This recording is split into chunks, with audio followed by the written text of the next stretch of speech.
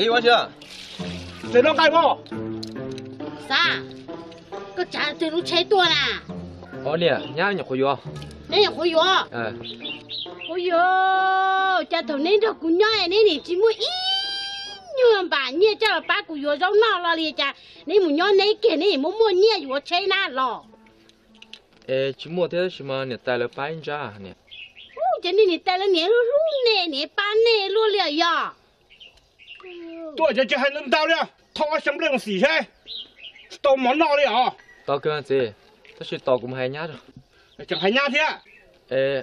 Cũng hay nhá ý lo đâu mà tôi thông à. Mua lửa mình gì à? Cũng mua kia tôi mà chơi chơi mua tiếp liền tôi à? Ây da, giờ chơi mua luôn đặt tiền tôi. Chùa đó. Tôi chỉ tao món nào mà lửa. Chẳng đủ. Ở cha chị bỏ nè chỉ tới giá chị nè cho 20 yuan nung. Cho là quân trước đằng này mà đại đường đằng này mà nung cho tí nào sự. Nè, sáng như vậy, sáng cứ nó bây giờ bà nó muốn yuan hối rồi như bắt tao nó tài cũng hay chứ tao nữa rồi. Đưa giờ nhẹ nung bọn ta chết bún nung bún sao à? Trời yuan bao nhiêu là bún bún chỉ nà. Nè, nếu như sáng bao nhiêu nó nó bún sao mà, thế chứ mà cũng chỉ cả. Cái giá chỉ cả thế. Đu sáng nhá, chẳng nung bọn nó thì bún phải yuan sa, chỉ sa yuan sa chẳng nung. Lo nữa mà thả nung cái chỉ tao chỉ cái là tuần còn chi nè. Dạ. Hả? Cho cô bóng ma đi cho niệm với một xin à. Chị chỉ có thọ xem lên một xì nè. Cái điều chị xì đấy chị lo cho mình cho một xì à. Cũng chỉ mới về lao. Không biết một xì là cho các mà đi thâu mà. Lúc nào chỉ tôi xì ta kia mà xì tới tao nè. Có đi mà, này lên mua nông chưa? Ha ya chả có gì hết. Bên hồ cái chém nông luôn chỉ muốn coi cho bé à mua, chỉ mà nó nhẹ đi nè mà. Ủa cái chém nông luôn à. Muốn coi cho mà mua mà. Mua chú cho.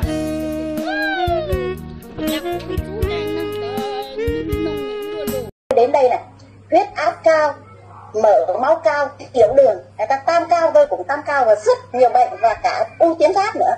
Đấy, trong khi là u tuyến giáp nhân 2 thùy, đấy, vôi hóa. Bác sĩ bảo là để lớn lên và bắt đầu đi mổ, nhưng mà tôi không chọn giải pháp đó ạ.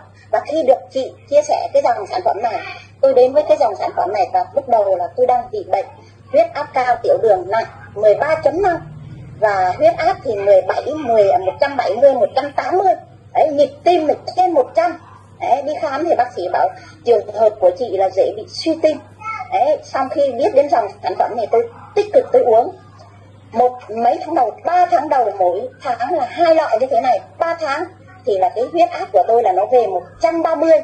Đấy, xong đến 5 tháng sau, bắt đầu tôi đi kiểm tra thì mấy cái hôm vừa rồi tôi đi kiểm tra thì 5 tháng 10 ngày thì tôi kiểm tra thì cái huyết áp tôi rất ổn định và tiểu đường của tôi thì bác sĩ không cho thuốc nữa, mỡ máu ổn định, tiểu đường ổn định, còn mỗi cái u tuyến giáp là nó đang nhỏ dần từ 19 đến 15 mm. Thì tôi đến đây tôi cảm thấy là đến hôm nay nữa cái huyết áp của tôi đo mấy ngày nay thì nó về 125, nó không về không đến 130 đấy, nó mà về 125, nhịp tim rất ổn định luôn. Đấy, cho nên là tôi biết được cái dòng sản phẩm này nó tốt. Đấy, và tôi cũng đi chia sẻ. Chị ơi cho em hỏi nhá, thì chị khi biết đến dòng sản phẩm Protazine này ấy, thì chị đã có những căn bệnh gì trong cơ thể rồi mà chị dùng đến sản phẩm này? Tôi uống Protazine này là tôi có một cái bệnh đầu tiên là bệnh của tôi là thoái hóa chất trắng, bệnh thứ hai là viêm mũi xoang và bệnh thứ ba là thoái hóa cổ, bệnh thứ tư là bệnh đường ruột, bệnh thứ 5 là bệnh đại tràng, rồi rồi đến bệnh trí. Đấy, tôi có ngần này bệnh và tôi cũng đã mổ tim 2 lần rồi.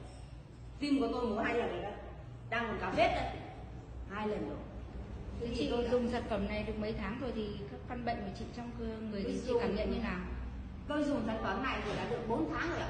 Nhưng mà bây giờ là tôi dùng đến 1 tháng rưỡi thì tôi đỡ được cái ban. Và đến 3 tháng thì cái xoang của tôi mũi nó không ra vị ngọt. Vâng. Còn những cái bệnh kia thì nó cũng cảm thấy nhẹ nhàng rất là đại tràng, tim mạch, tim mạch nó cảm thấy dễ nhẹ nhàng hơn, không tức nữa. Được khoảng bao nhiêu % hả chị khi chị dùng sản phẩm đấy? Cái xoang của tôi thì có khi tôi phải nghỉ 80-90% đấy. Vì tôi bị xoang phải 15 năm nay rồi ạ. Còn cái thoái hóa cổ thì mình có tuổi rồi thì bây giờ là mình 54-55 rồi thì mình thoái hóa cổ là đúng rồi. Nhưng mà có bệnh đại tràng thì tôi bị từ năm 2017 và tôi bị được soi 2-3 lần rồi.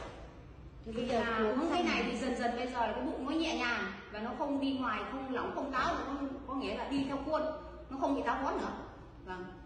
đấy chị, Cái sản phẩm này của tôi uống là sản phẩm Belotazine. Vâng. Và Và ngày nào là sản phẩm và ngày nào tôi cũng uống một viên. sản phẩm của Mỹ phải không chị? Sản phẩm nhập khẩu từ Mỹ. Belotazine. Nói chung là cái sản phẩm này một khi uống tốt thì chị hãy lan tỏa cho những người ta có những bệnh ấy, để giúp cho người ta có một sức khỏe tốt. Cái sản phẩm này thì tôi cũng là thật sự là còn quý hơn cả vàng. Vàng tôi có thể mua được nhưng mà sức khỏe tôi không mua được. Cho nên cái sản phẩm này tôi thấy còn quý hơn cả vàng, cho nên thôi thì tôi có bệnh thì cái bệnh não của tôi ấy, cái thoái hóa chất trắng của tôi là bữa trước tôi đi tôi cứ lao đầu thôi, nhưng mà hiện bây giờ là tôi đi là tôi cảm thấy bình thường. Đấy. Bữa trước tôi còn ê nửa cái đầu này, tôi cứ ê nửa bên đầu này, và tôi lên bệnh viện lớn ở trên Hà Nội tôi chụp cộng hưởng tử và người ta ghi là tôi bị thoái hóa chất trắng và bị viêm xoang má thế này. Đấy.